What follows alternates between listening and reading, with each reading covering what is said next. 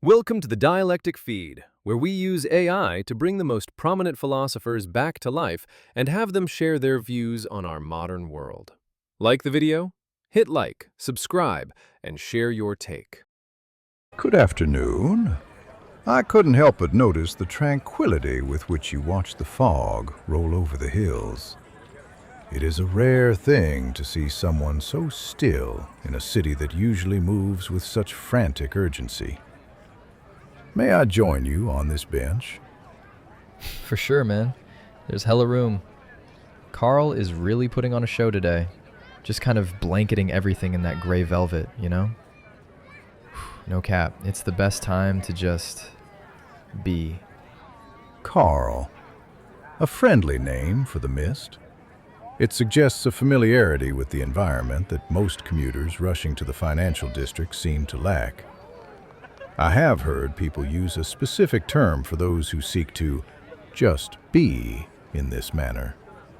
They call them hippies. I have encountered the word before, but the meaning seems to shift like the fog itself.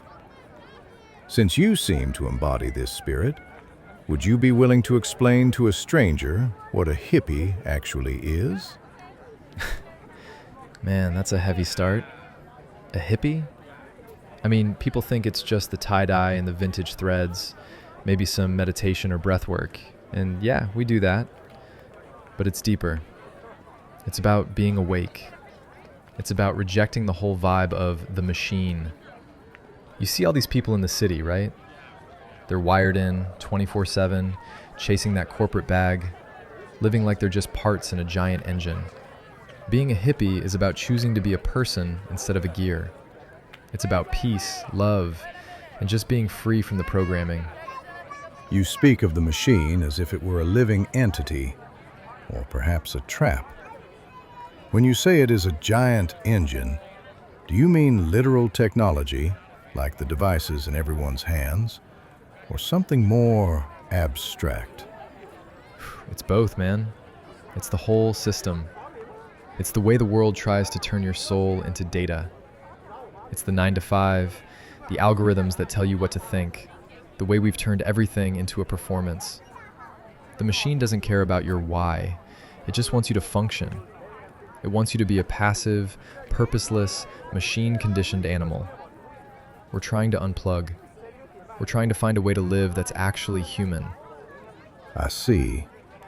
So, if I understand you correctly, the hippie is defined by their opposition to this machine.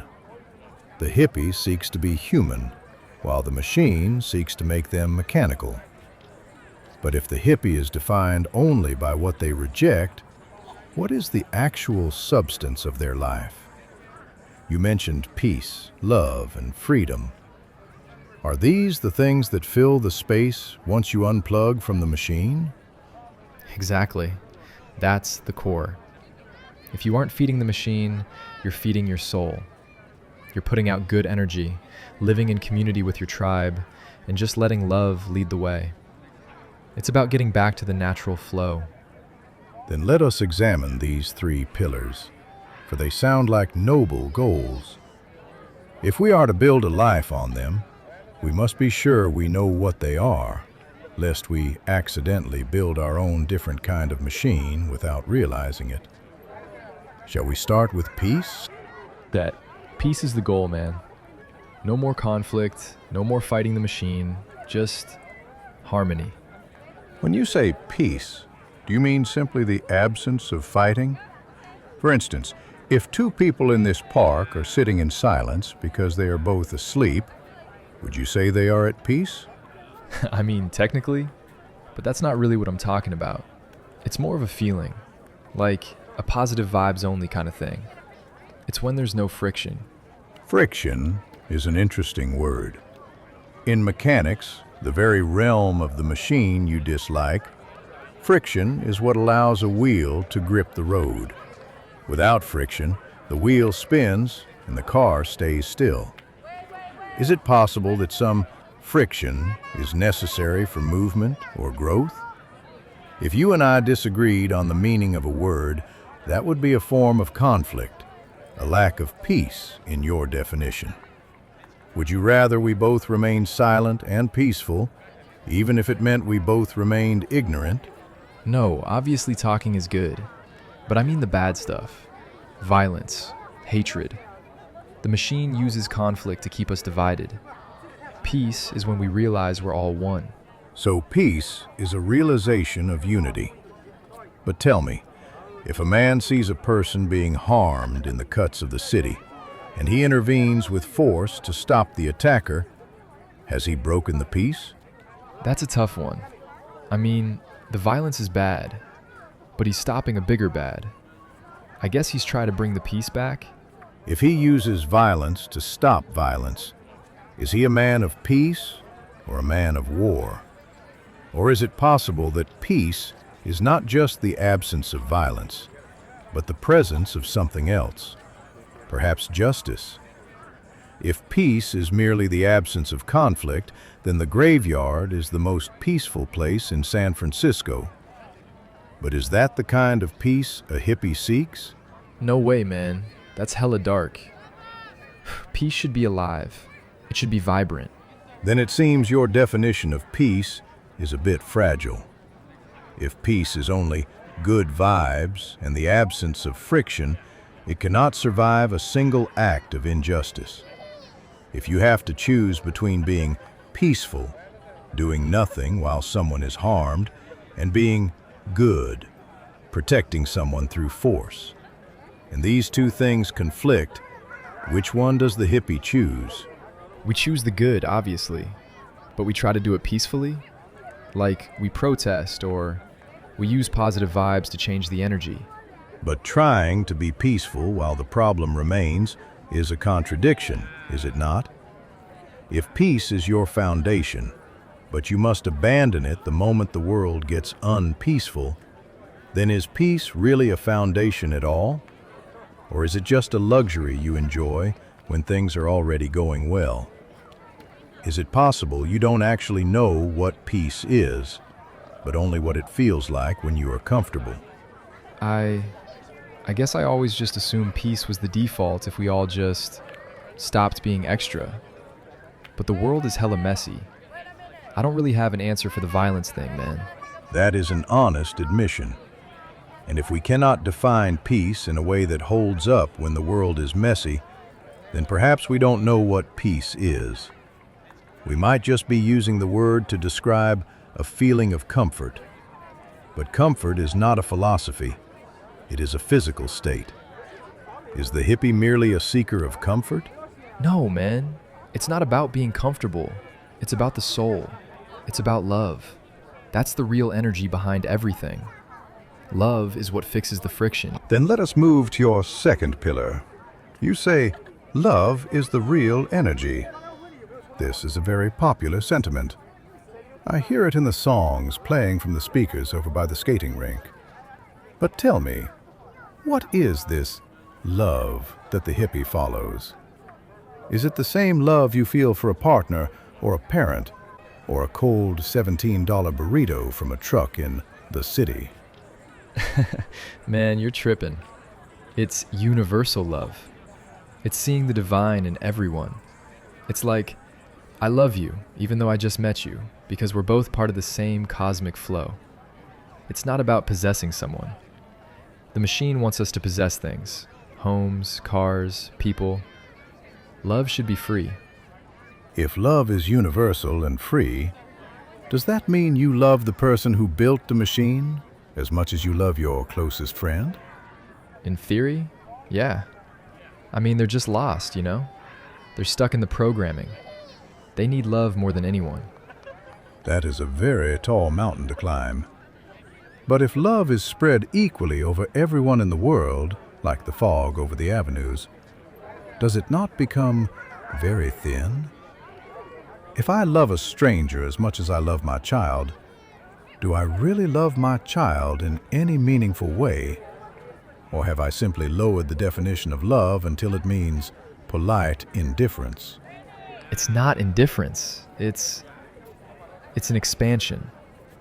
You start with yourself, and then you just let it grow until it covers everything.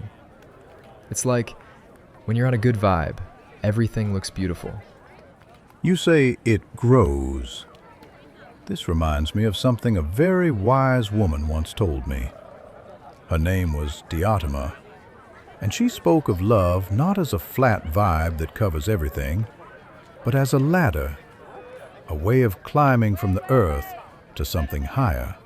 A ladder? That sounds hella linear. I'm more about the circles, man. The cycles. Perhaps the ladder's the only way to get a clear view of the circle. She told me that most people start where you might, loving a particular beautiful body. We see someone, and we are drawn to them. It is physical, it is intense, it is the first rung. Do you agree that this is where love often begins? I mean, yeah. You see a beautiful person with a cool fit and good energy, and you're juiced. But then, Diotima said, if the lover is to truly grow, they must realize that the beauty in one body is brother to the beauty in another. If they are chasing beauty, they realize it is the same beauty in all bodies. And so, they move to the second rung, loving all beautiful bodies. This sounds like your universal love, does it not? Yeah, that's it. Seeing the beauty everywhere. But she didn't stop there. She said that as you climb, you realize that the beauty of the soul is more valuable than the beauty of the body. You begin to love the beautiful souls, the character, the kindness, the vibes, as you might say, even if the body is not perfect.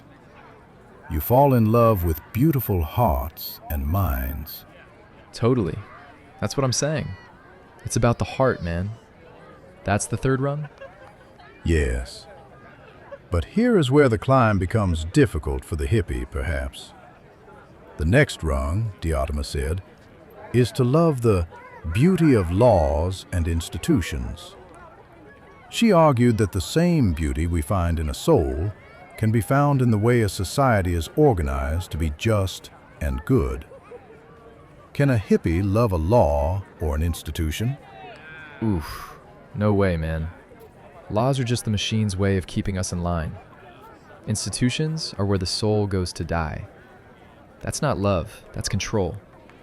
That rung is definitely mid. And yet, if a group of people, a tribe, as you called it, decides to live together in an intentional community and share their food and protect one another, have they not created an institution of sorts? Have they not made laws, even if they are unwritten?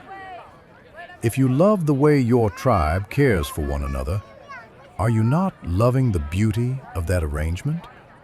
I mean, when you put it like that, but it's different when it's voluntary.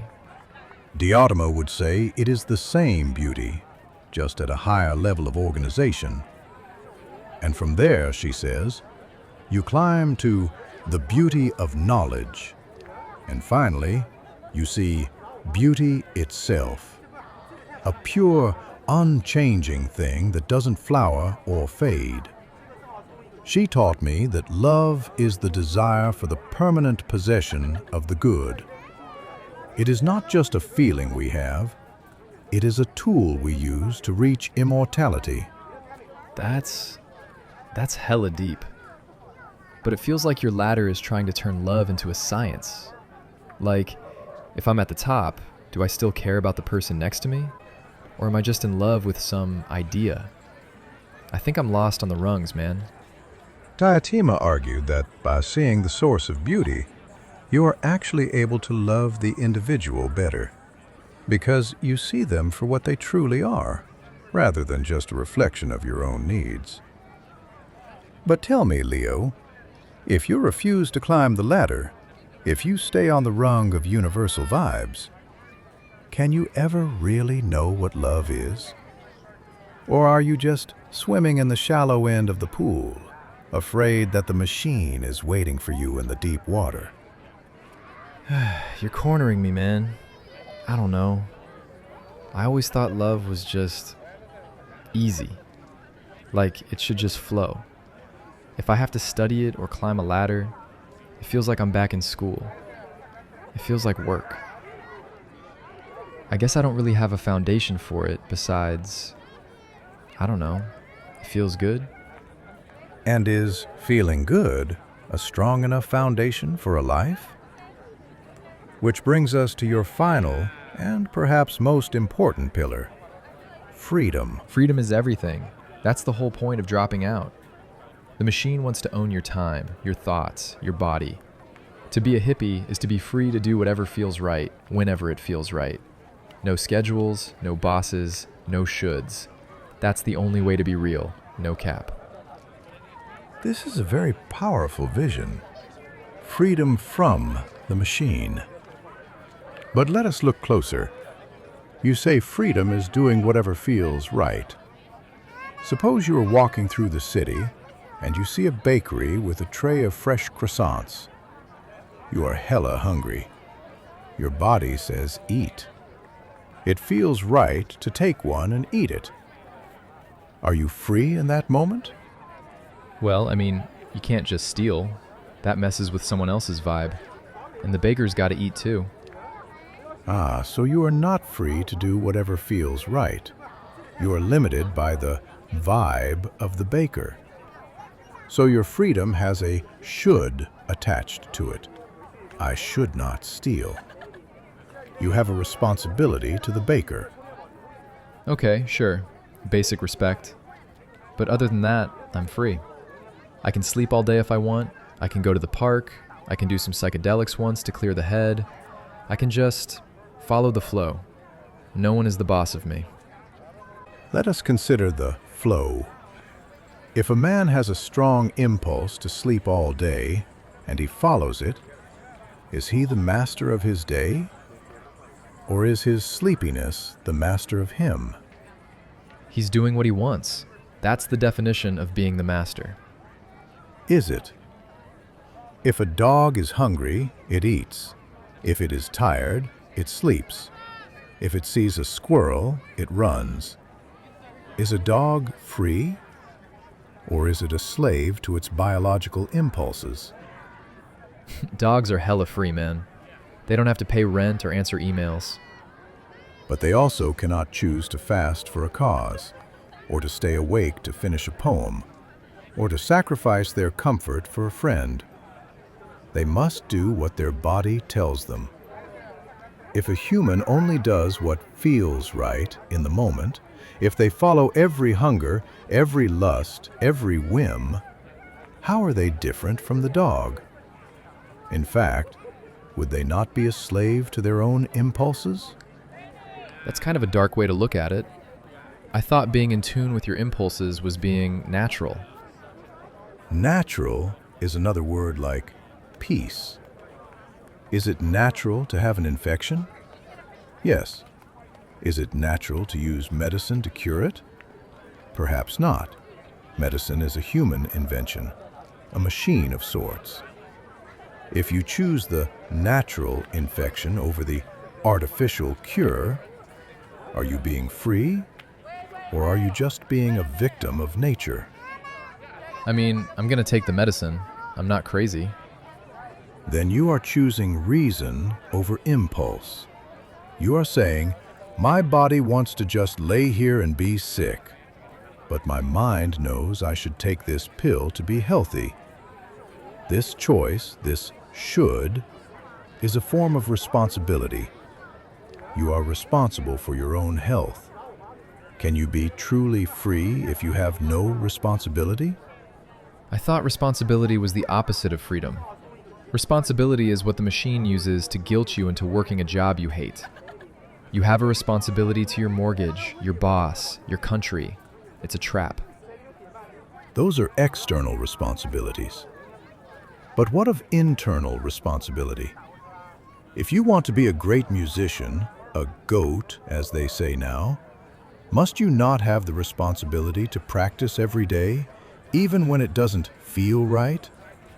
If you don't practice, you are free from the effort, but you are a slave to your own lack of skill.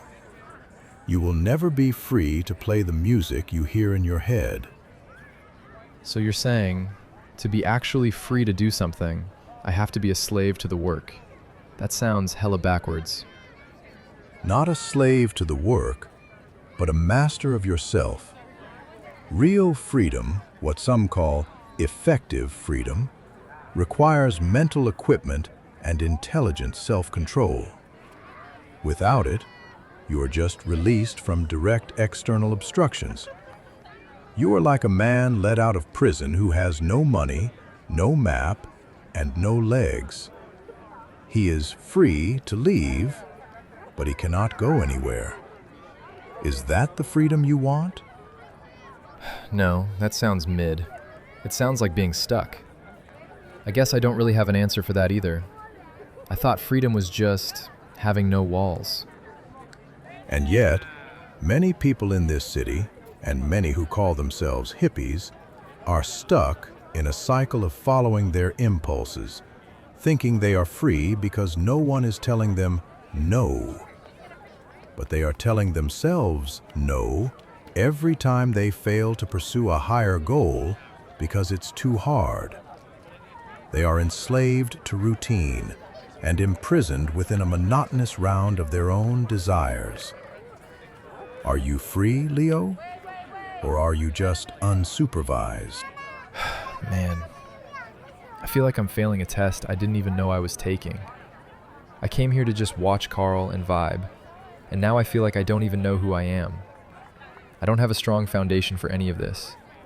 I've just been following the vibe because it was easier than the machine.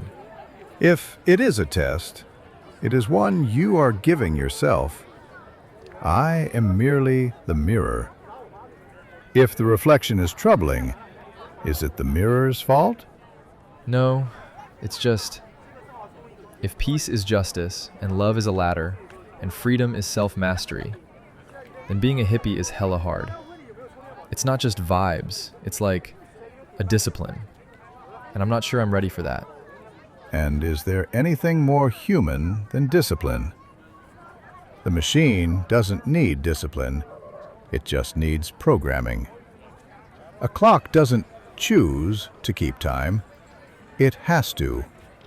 But a human chooses to be on time, to be kind, to be free.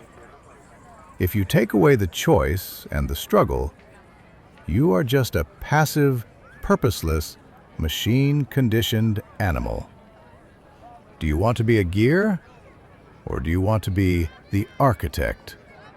I want to be the architect, but I think I need to go back to the drawing board. I don't know anything, man. That is the most awake thing anyone has said in this park all day.